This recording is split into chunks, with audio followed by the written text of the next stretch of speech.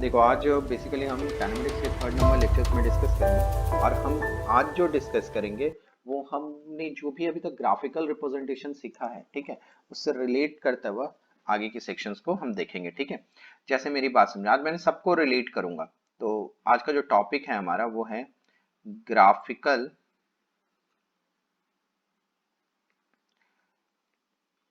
Graphical inter relation inter relation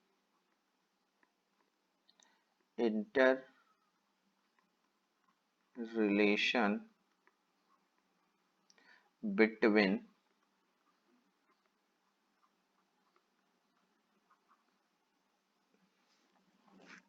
interrelations interrelations between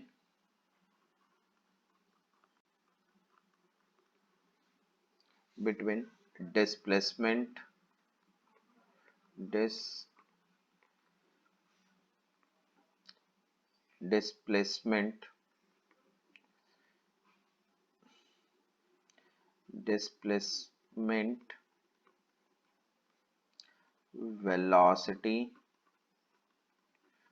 velocity and acceleration।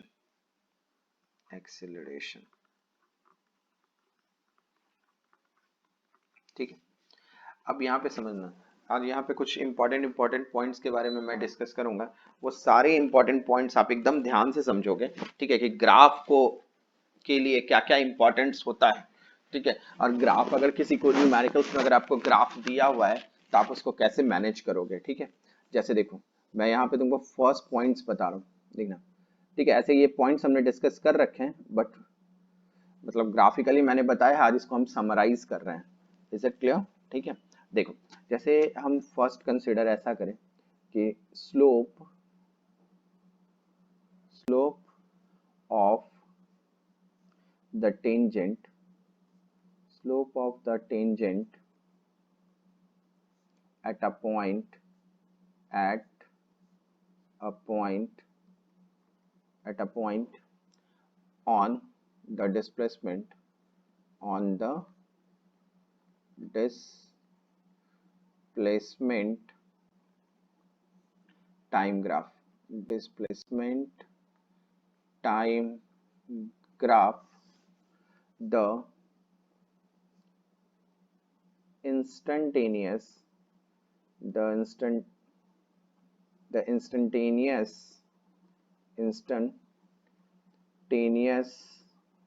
velocity at that point। ठीक है, पहला point क्या है कि slope of the tangent at a point on the displacement time graph.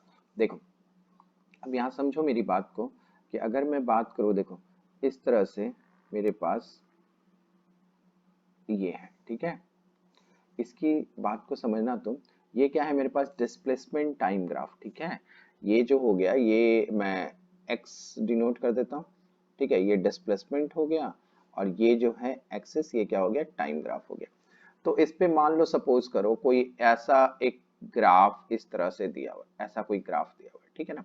तो यहाँ क्या कह रहा है? Slope of the tangent at a point on the displacement time graph. अगर मैं कोई एक पॉइंट्स ले लूं, सपोज करो मैं इस पॉइंट को ले लूं, तो इस पॉइंट का जो टेंजेंट होगा, मतलब जो इसका जो स्लोप बोलेंगे, वो क्या हो जाएगा? उस पॉइंट का इंस्टेंटेनियस वेलोसिटी बताता है। ठीक है, जैसे मैंने क्या किया, इधर से इस तरह से, ठीक है ना, यहां से ऐसा एक टेंजेंट बना दिया। ठीक है, ये टेंजेंट है मेरा, ओके, इस पॉइंट का। जैसे सपोज करो ग्राफ कहां से चालू हुआ था? ए से, और कहां फिनिश हुआ? बी पे। तो मैंने क्या किया? सी, उस पॉइंट पे एक टेंजेंट बनाया। तो टेंजेंट का मीनिंग क्या हुआ? इस टेंजेंट, ये जो है, ये क्या स्लोप बता रहा है तुमको? स्लोप बता रहा है, मतलब D x by D T बता रहा है, मतलब वेलोसिटी बता रहा है। और ये वेलोसिटी जो है वो कौन सी वेलोसिटी है? वो है इंस्टेंटेनियस वेलोसिटी। कहाँ की है ये? इस पॉइंट की। ठीक है, तो ग्राफ में आप हमेशा ध्यान रखोगे कि slope of the tangent at a point on the displacement time graph, the instantaneous velocity at that point. Is it clear? ठीक है। अब देखो यहाँ पे मैं सेकेंड पॉइंट को लिख रहा हूँ। ठीक है, सेकेंड पॉइंट्स क्या है इसमें? सेकेंड पॉइंट है slope of the tangent, slope of the, ठीक है ना, slope of the tangent, slope of the tangent at a point on the velocity time graph, velocity time graph gives the instantaneous, ठीक है ना, instantaneous acceleration at that point। ठीक है, ये instantaneous acceleration देगा एट दैट पॉइंट पे। ठीक है, जैसे देखो इसको भी एक्सप्लेनेशन आप समझ लो, इसका एक्सप्लेनेशन ऐसे समझो। ठीक है, ये सपोज करो इस तरह से मेरे पास एक्सिस है। ठीक है, इसमें क्या बोल रहा है, वेलोसिटी टाइम ग्राफ। तो यहां देखना, इस जगह इसको मैं वेलोसिटी रिप्रेजेंट कर रहा हूं। ठीक है, और ये क्या है मेरे पास, टाइम है। ठीक है, अगर मैं इस जगह भी कुछ इस तरह की बातें करूं एज इट इज सेम कि वेलोसिटी टाइम ग्राफ का कर्व कुछ इसी तरह से, ठीक है, और मुझे क्या करना है कि ये सपोज करो ए से ये भी स्टार्ट हो रहा है, ये बी जा रहा है। ठीक है, तो ये भी वही बोल रहा है कि slope of the tangent at a point on the velocity time graph. जैसे मान लो ये पॉइंट हो गया, point on the velocity time graph, इसका जो टेंजेंट होगा वो क्या दे देगा, इंस्टेंटेनियस एक्सेलरेशन को बताएगा। ठीक है ना, तो अगर मैं इस पॉइंट पर एक टेंजेंट ऐसे ड्रॉ कर रहा हूं, देखो मेरी बात को, ये टेंजेंट मैं ये ड्रॉ कर रहा हूं। ठीक है, ये अगर टेंजेंट मैं यहाँ ड्रॉ कर रहा हूँ तो ये टेंजेंट क्या बता रहा है मुझको, ये टेंजेंट जो है ये रिप्रेजेंट कर रहा है क्या, dv/dt, that is the acceleration. और ये कौन सा एक्सेलरेशन है, ये है इंस्टेंटेनियस एक्सेलरेशन। आई बात समझ में आपको? ठीक है, अब नेक्स्ट पॉइंट पे ध्यान देना। नेक्स्ट पॉइंट क्या है मेरे पास, देखो अब मैं बात कर रहा हूँ क्या, थर्ड पॉइंट्स। देखो कि थर्ड पॉइंट क्या है मेरे पास, देखो the area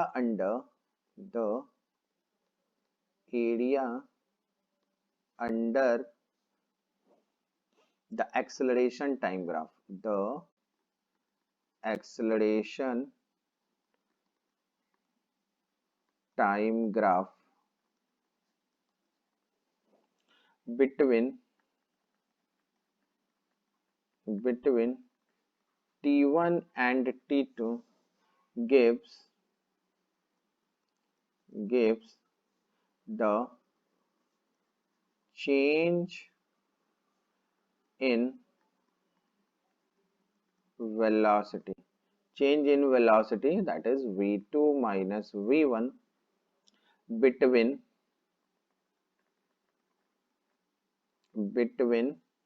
two instant, between two instant। ठीक है, between two instant, इसका मतलब समझो कि देखो जैसे सपोज करो ये आपके पास है। ठीक है, क्लियर है ना, ये मेरे पास बना हुआ है। ओके, और यहाँ पर ये जो दिया है ये एक्सेलरेशन है, और ये जो बना रहे हैं हम ये टाइम है। ठीक है, तो क्या कह रहा है, the area under the acceleration time graph between T1 and T2। ठीक है, जैसे देखो मैं सपोज करो मैं ऐसा ले लेता हूं।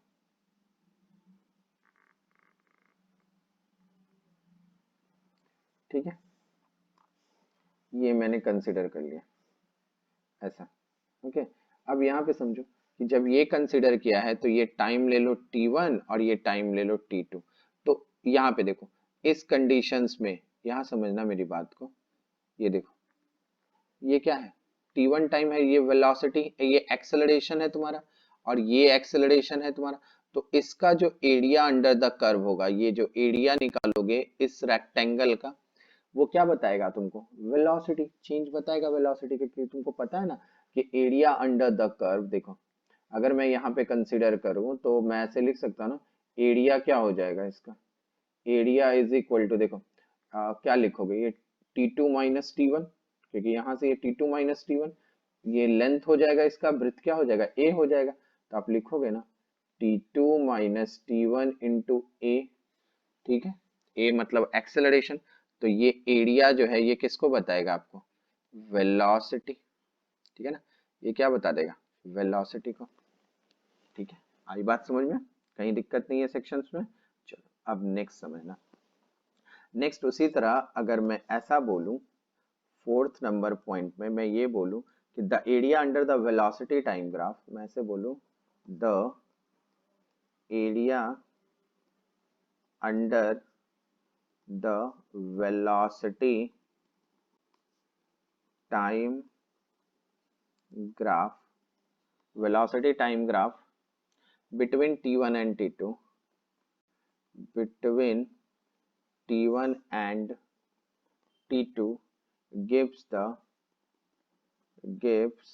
the displacement, gives the displacement x2 minus x1 between the 2 points, between the 2 instant. तो इसको एक्सप्लेन करने की जरूरत नहीं है, तुमको ये पता है, ये वेलोसिटी हो जाएगा, ये डिस्प्लेसमेंट हो जाएगा। इसके अंदर अगर ये कोई एरिया निकालोगे तो वही हो जाएगा एज इट इज जो हमने पहले बनाया है ये स्टेटमेंट, ठीक है। तो इसको एक्सप्लेन करने की जरूरत है नहीं, ये आपको समझ में आ गया कि एरिया अंडर ये होता है, ठीक है। अब हम बात करते हैं नेक्स्ट पॉइंट की तरफ, ठीक है। नेक्स्ट पॉइंट क्या कह रहा है हमसे कि the displacement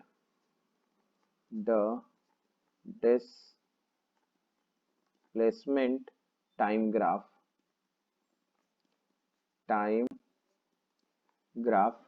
cannot take sharp turn, cannot take sharp turns because it gives two different velocity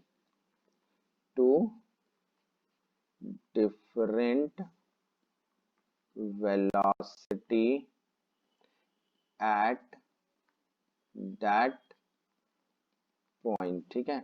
जैसे एग्जाम्पल से इसका ऐसे समझ लो तुम कि जैसे सपोज करो, मैं वापस से वही बातें डिस्कस कर देता हूँ। देखो इस तरह से सपोज करो ये एक्सिस है, ठीक है, ये एक्सिस है हमारे पास, क्लियर ना। यहाँ पे मैं लेके चल रहा हूँ क्या, और जैसे एक लाइन आप ऐसे समझो, ऐसा, ठीक है। दूसरा तुम यहाँ से समझो ऐसा, ठीक है।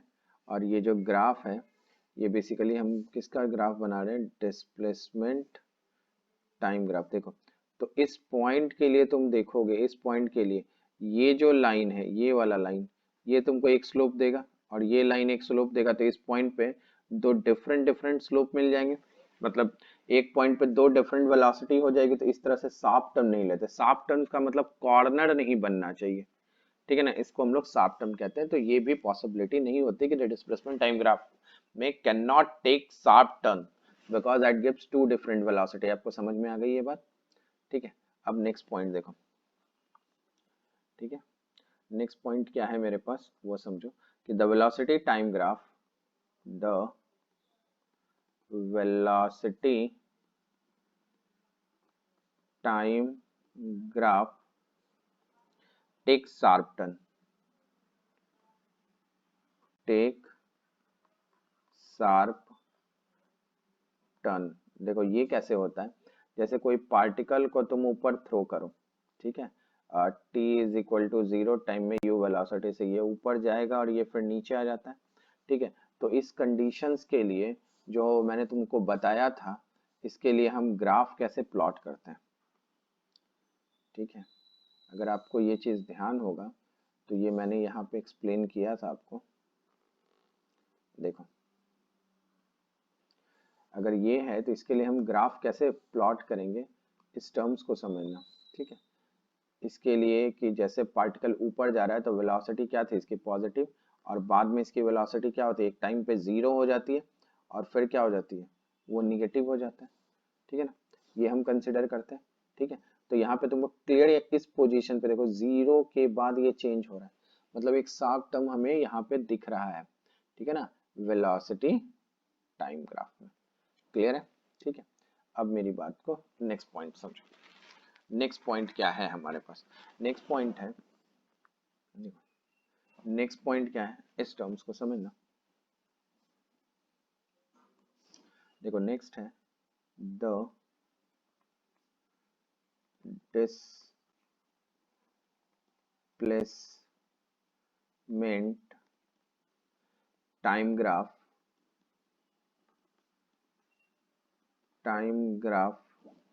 cannot by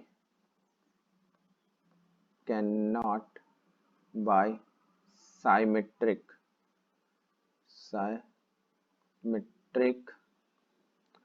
about the time axis because at an instant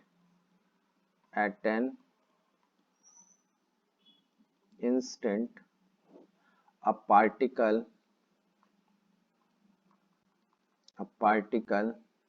cannot have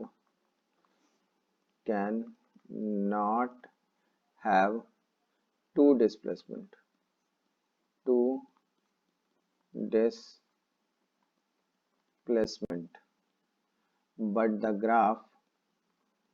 but the graph may be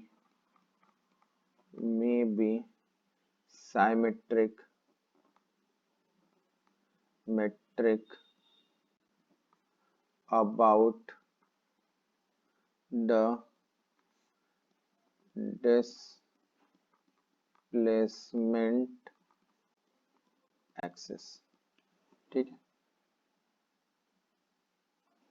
इसका मतलब समझो, इसका मतलब आप ऐसे समझना, ठीक है। जैसे सपोज करो ये नहीं,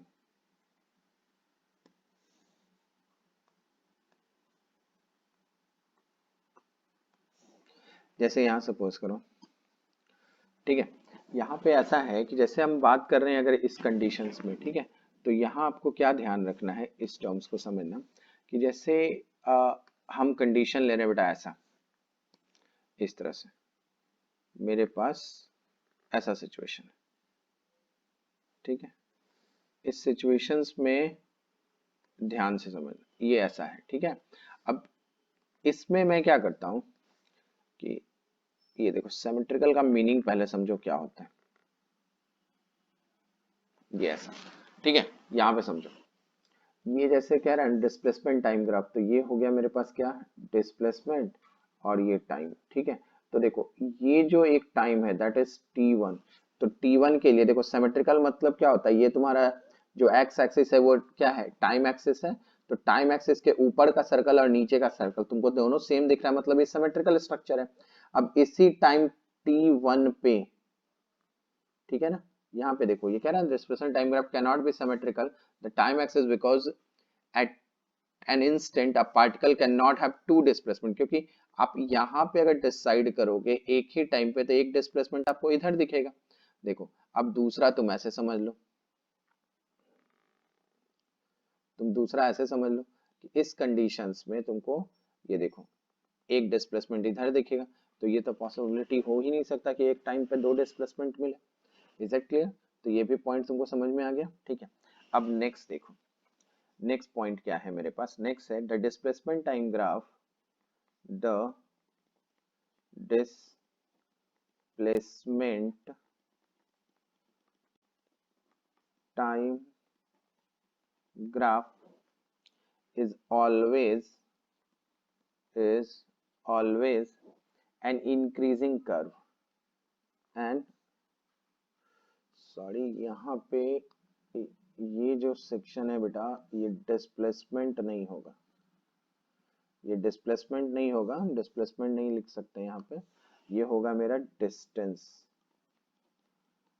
डिस्टेंस की एकदम ध्यान रखो, the distance time graph is always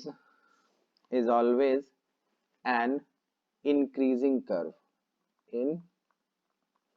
increasing curve is always an increasing curve for a moving body, for a moving body। देखो जैसे किसी बिल्डिंग पे ऊपर जाओ तुम, फिर बिल्डिंग से नीचे आओ, तो तुम क्या कर रहे हो, मूव कर रहे हो ऊपर से नीचे, तो यहाँ पर जो तुम्हारा डिस्टेंस होगा वो हमेशा इंक्रीज करता है, बढ़ता है, डिस्प्लेसमेंट की बात नहीं कर रहे हैं यहाँ पे। ठीक है, क्लियर है, ये तो नॉर्मल पॉइंट था, आपको समझ में आ रहा है। ठीक है, अब नेक्स्ट पॉइंट की तरफ बढ़ो कि the displacement time graph does not show the trajectory of the particle. ठीक है ना, ये भी एकदम ध्यान रखोगे, द डिस्प्लेसमेंट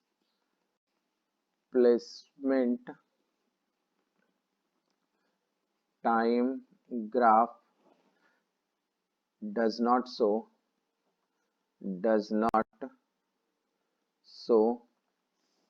that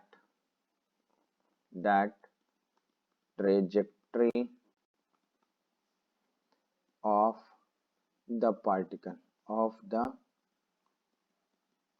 particle।